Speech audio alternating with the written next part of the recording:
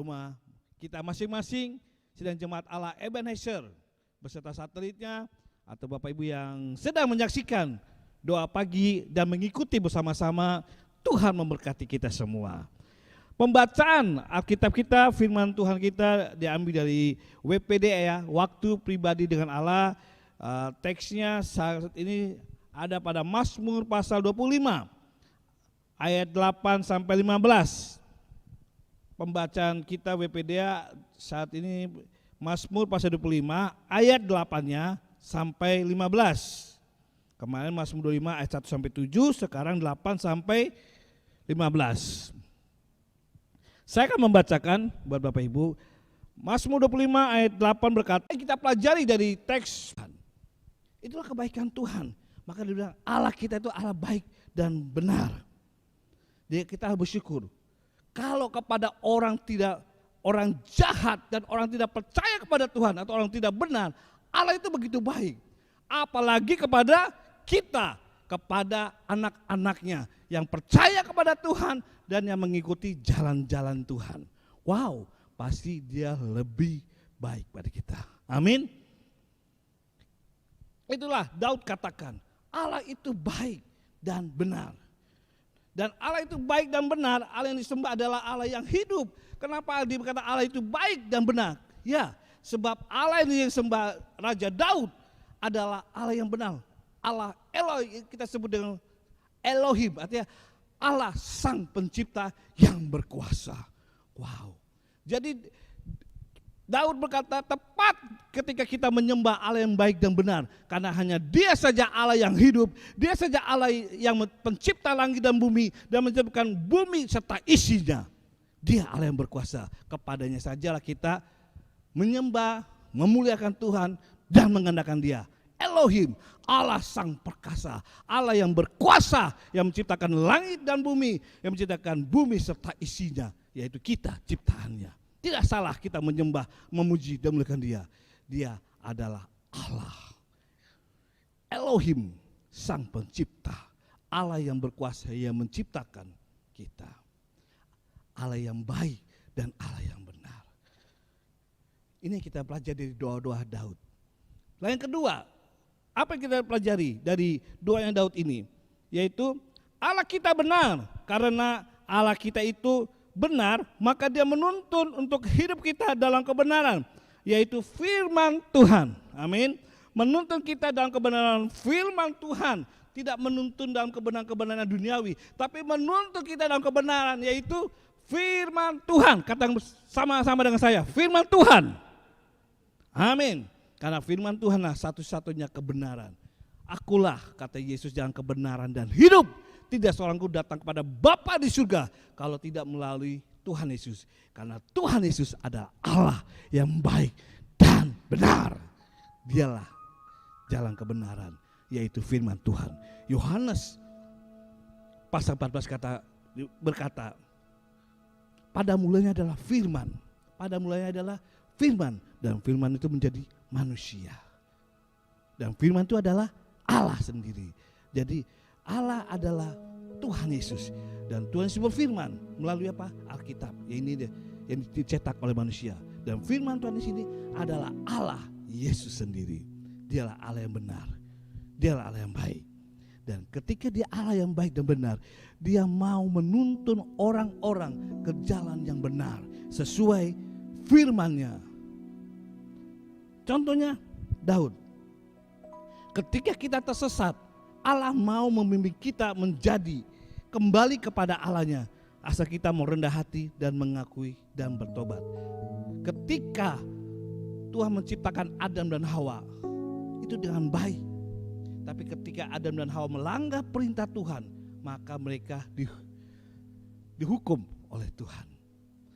Tapi puji Tuhan, ketika orang-orang ciptaannya, keturunan Adam dan Hawa mau kembali kepada Tuhan seperti Daud ini, keturunan sang pencipta Tuhan dan nenek moyang Adam dan Hawa, ketika dia jatuh dalam dosa, Tuhan mau kembali Daud menuntun ke jalan benar. Dosa apakah yang Daud katakan? Padahal dia orang yang berkenan di hadapan Tuhan. Dia seorang raja yang besar, orang dikasih Tuhan sahabatnya Tuhan, tapi dia bisa jatuh dalam dosa, tersesat jalannya. Dosa apakah? Ya, Daud seorang manusia, ketika dia lalai melakukan firman Tuhan, iblis menggoda dia sehingga dia jatuh dalam dosa. Dosanya itu apa? Dosanya dia jatuh dalam dosa perzinahan, jatuh dalam dosa otak pembunuhan. Wow. Tapi puji Tuhan, ketika Daud ditegur karena dosa-dosanya, dia tidak mengelak, dia mengakui dosanya dan dia minta ampun dan dia mau bertobat. Yes, Daud bisa kembali kepada Allah. Maka dia berkata, segala jalan Tuhan adalah kasih, setia dan kebenaran bagi orang berpegang-pegang pada perjanjian perintahnya. Oleh karena itu, namamu ya Tuhan, ampunilah kesalahanku, sebab besar kesalahan itu. Daud minta pengampunan. Daud hamba yang dikasihi Tuhan. Daud seorang raja yang dikasihi oleh Tuhan, disayang Tuhan. Tapi ketika jatuh dalam dosa, dia terasa jadi hampa dan jauh dari Tuhan. Dan Tuhan tidak mau Daud jauh darinya. Dan puji Tuhan, Daud pun tidak mau jauh dari Tuhan. Maka dia berkata, ketika dia jatuh dalam dosa, dia berkata, Tuhan ampuni saya, ampuni kesalahanku, dan jangan kau ambil rohmu yang kudus. Artinya Daud tidak mau berpisah dengan Allah yang suci dan Allah kudus. Dia tidak mau berpisah kepada Allah yang besar, yang berkuasa, yang menciptakan dia dan memberkati hidupnya.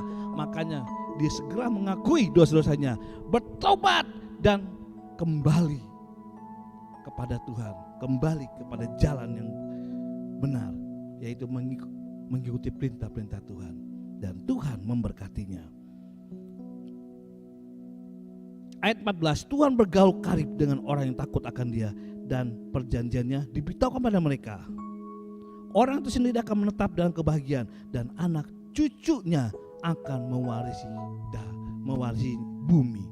Ketika Daud bertobat dan kembali pada Tuhan, dia mengakui bahwa dia orang yang dia rendah hati, dia butuh Tuhan. Dan ketika dia butuh Tuhan, dia bertobat sungguh-sungguh. Bukan berapa persen, 180 derajat berubah total kembali kepada Tuhan. Dan ketika dia bertobat, Tuhan menariknya kembali kepadanya. Dan anak Daud, keturunan Daud diberkati oleh Tuhan. Wow.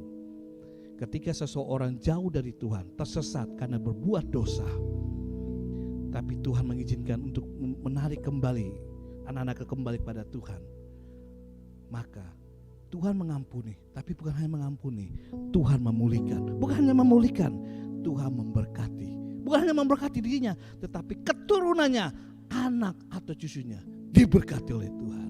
Itu Allah yang kita sembah, Elohim, Allah sang perkasa, Allah yang berkuasa, yang menciptakan langit dan bumi, bumi dan isinya. Allah yang besar, Allah yang agung, Allah yang luar biasa. Tapi dia juga Allah yang baik dan peduli kepada kita semua. Asalkan kita hidup mau rendah hati, dipimpin Tuhan, melakukan perintah-perintah Tuhan, maka Tuhan akan kembali memulihkan dan memberkati kita. Amin. Mazmur 139 ayat 23 dan 24 berkata, selidikilah aku ya Allah, dan kenalilah hatiku, ujilah aku dan kenalilah pikiran-pikiranku. Lihatlah apakah jalanku serong, dan tuntunlah aku di jalan yang kekal. Wow, Tuhan sangat sayang kepada orang jahat dan juga kepada orang benar, orang baik. Tetapi dia sangat menginginkan setiap orang berbalik dari dosa-dosanya, untuk dia benar-benar dia sayangi, dia cintai, untuk Tuhan pulihkan dan Tuhan berkati. Selidikilah, sampai Daud, selidikilah hatiku Tuhan, Engkau tahu pikiranku, perkataanku.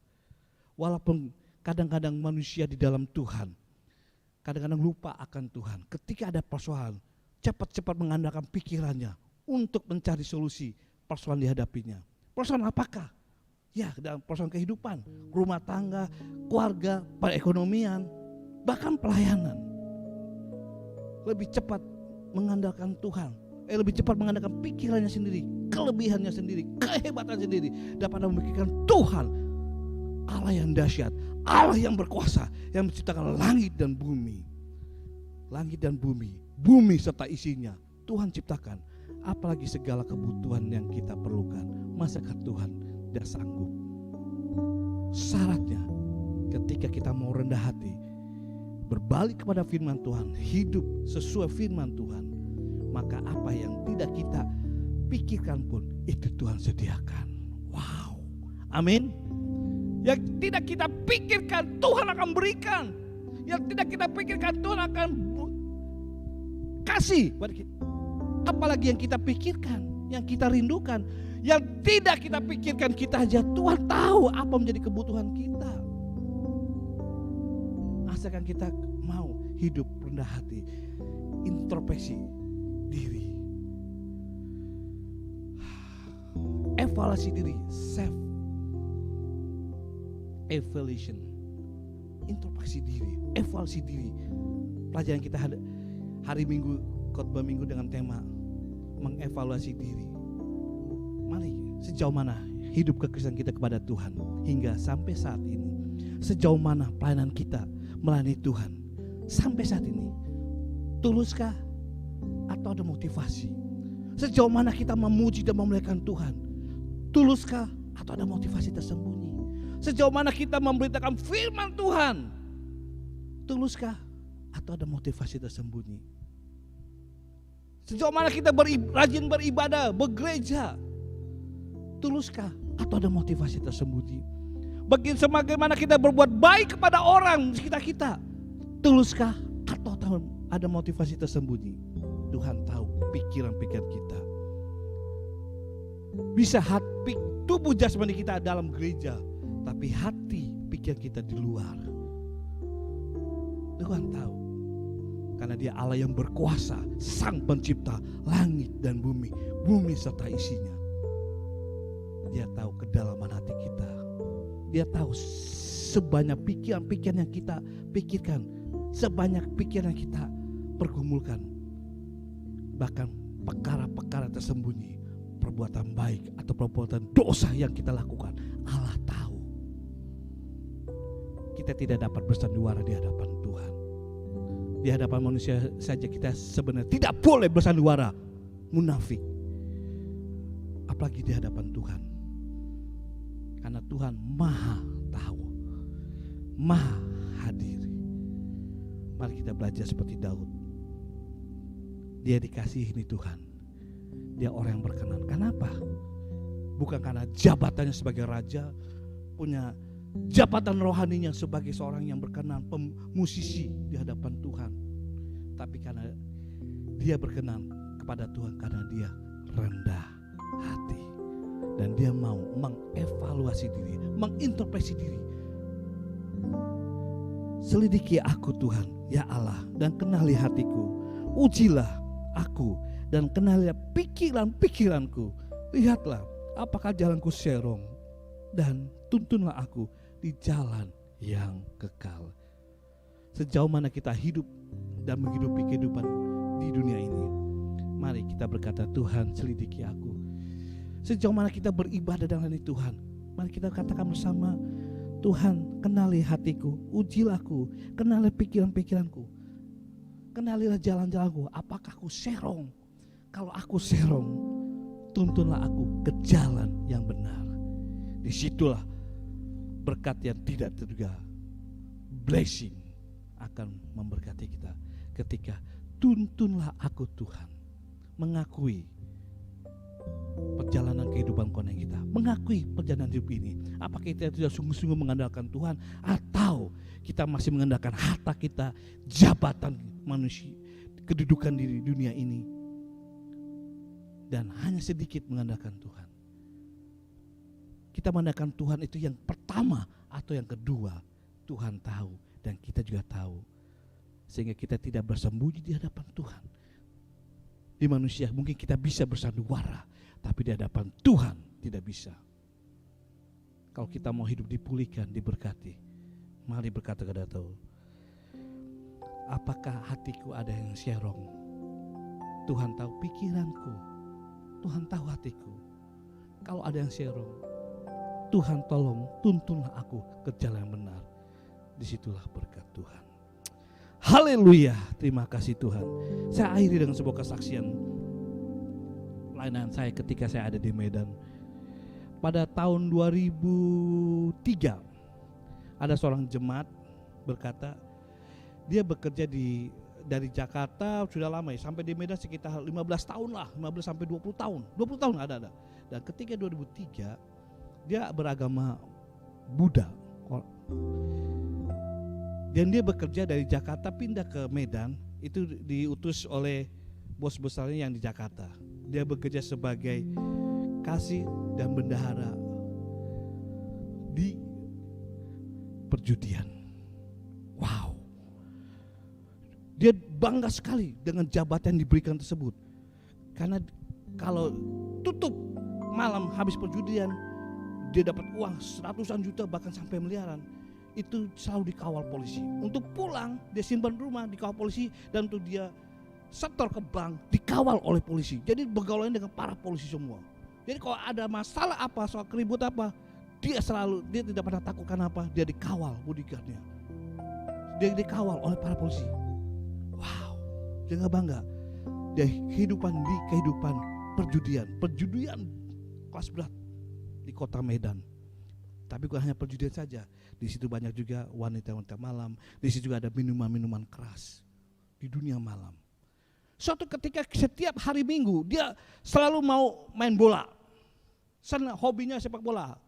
Tiap malam sore sampai dini hari lah, jam 2 jam 3 dia pulang, dan kalau hari Minggu pagi dia pasti pergi bermain bola. Tapi ketika dia perjalanan bawa mobil untuk main bola, dia selalu melewati di jalan Gatot Subroto, dia selalu melihat sebuah pelang gereja GSJA. Pertama biasa, kedua biasa, seminggu biasa, dua berapa kali sampai beberapa bulan. Kok tiba-tiba dia pengen lihat gedung gereja itu, ada apa? Dia lihat.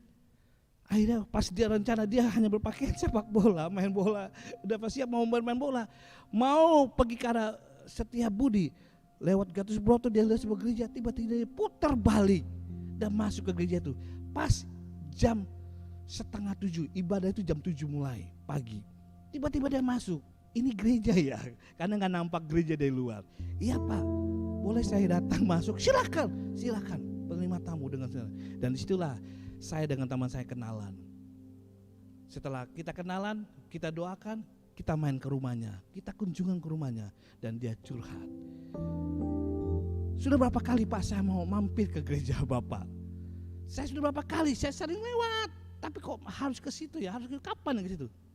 Setiap hari Minggu, saya harus main bola, tiba-tiba saya pergi ke gereja tersebut. Di situ dia cerita. Ya kita kenalan apa pekerjaannya dan dari mana. Oh saya dari Jakarta Pak, sudah lama di Medan, sudah sekitar 20 tahunan Pak gitu. Oh ya, dan pekerjaan Bapak saya pemegang keuangan kasir di perjudian. Wow, dari Jakarta diutus ke Medan.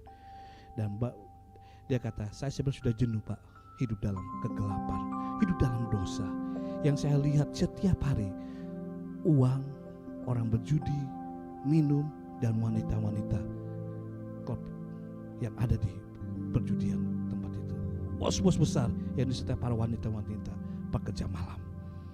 Setiap hari, bahkan saya ikut bergabung dan jatuh dalam dosa. Istri saya tahu hanya saya bertugas sebagai orang kasir dan bendahara di perjudian tersebut. Dia tidak tahu saya suka minum minuman, saya suka merokok, dan saya juga main wanita. Lama-lama saya juga jenuh Pak. Gimana ya? Disitulah kami berdoa, kami tuntun. Kita bilang Allah kita baik, Dia menuntun kita untuk ke jalan yang benar. Ketika kita rendah hati, mau mengakui dosa kita, bertobat kembali, Tuhan akan memulihkan. Tuhan memang jijik terhadap dosa-dosa yang dilakukan manusia, jijik. Karena Dia Allah yang kudus, gak bisa Dia bersentuhan dengan dosa.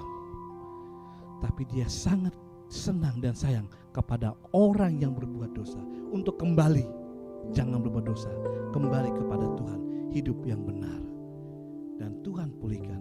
Sejak saat itu Bapak Ibu, dia kembali mulai rajin bergereja. Bahkan dia bawa istrinya yang tidak pernah gereja, agama Buddha juga, dia pergi ke gereja juga. Anak-anaknya juga yang tidak pernah ke gereja dibawa ke gereja juga. Dan situ mereka mengenal Tuhan. Bahkan rumahnya kita pakai untuk house family, KKA, kelompok keluarga Allah, kita pakai. Dan disitu bahkan dia mengenalkan kita, temannya dia seorang anggota kepolisian. Untuk rumahnya kita pakai buat KF juga. Wow, bahkan dia bisa membawa jiwa datang pada Tuhan. Dan waktu itu dia dibaptis dan terima Yesus. Tapi dia masih bekerja di tempat perjudian tersebut. Dia bagaimana ya Pak, kalau saya harus keluar karena tetap hati saya tidak nyaman.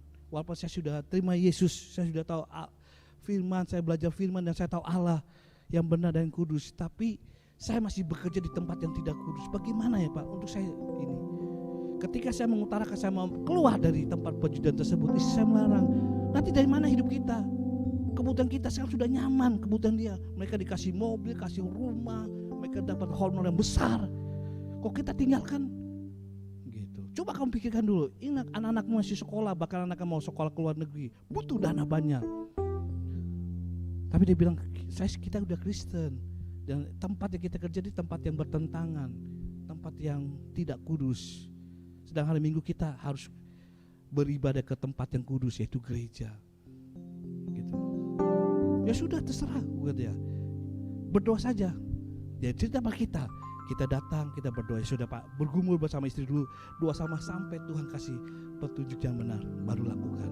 Percayalah, kalau Tuhan yang menyuruh Bapak keluar dari itu, Tuhan akan jamin, akan memelihara perekonomian, menjamin pendidikan masa depan anak-anak, asal itu kehendak Tuhan. Ya dia berdoa. Nggak lama kemudian, hanya tahun 2006 lah ya, tiba-tiba ada surat perintah dari Kapolri bahwa semua perjudian harus ditutup dari Jakarta sampai cabang-cabangnya. Mau tidak mau, suka atau disuka, akhirnya perjudian di tempat dia bekerja ditutup. Wow, dia senang. Dan dia bawa kabar gembira kepada istrinya. Istrinya bekerja, kamu senang, aku pusing. Kenapa? Masih pikir ekonomi. Tidak mah, ini sudah rencana Tuhan. Dan aku percaya ketika kita ikuti Tuhan, rencana Tuhan, Tuhan sanggup memulihkan dan memberkati kita. Haleluya. Akhirnya dia keluar dari tempat perjudian, dia kembali sampai ke Jakarta. Dia pulang, dia punya rumah. Dan cicinya tiba-tiba, kamu tidak ada kerjaan, ikut saya bekerja di properti, jual beli rumah. Wow, dia bisa bekerja dalam properti dan dalam banyak berkat, sehingga sekarang dia bisa mensekolahkan anaknya sampai ke luar negeri, kuliah, dua-duanya. Dan sekarang dia hidup dalam Tuhan dan dia bekerja di Jakarta dan berkata, itulah janji Tuhan.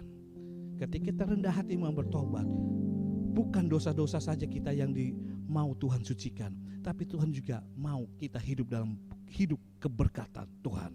Asalkan mau rendah hati, mengakui, bertobat, dan hidup dalam hukum-hukum Tuhan, hidup sesuai kebenaran firman Tuhan. Tuhan tolong kita semua. Mari kita berdoa. Telah kulihat kebaikan-Mu yang tak pernah habis di hidupku. Ku berjuang sampai akhirnya Kau dapati aku tetap setia. Telah kulihat kebaikan-Mu yang tak pernah habis di hidupku. Ku berjuang sampai akhirnya Kau dapati aku tetap setia. Tuhan, tolonglah kami seperti Daud pada pagi hari ini. Ampuni sucikan kami kalau kami terkadang masih sering jatuh dalam berbuat dosa yang tidak berkenan. Tapi puji Tuhan, Tuhan yang Maha Kudus,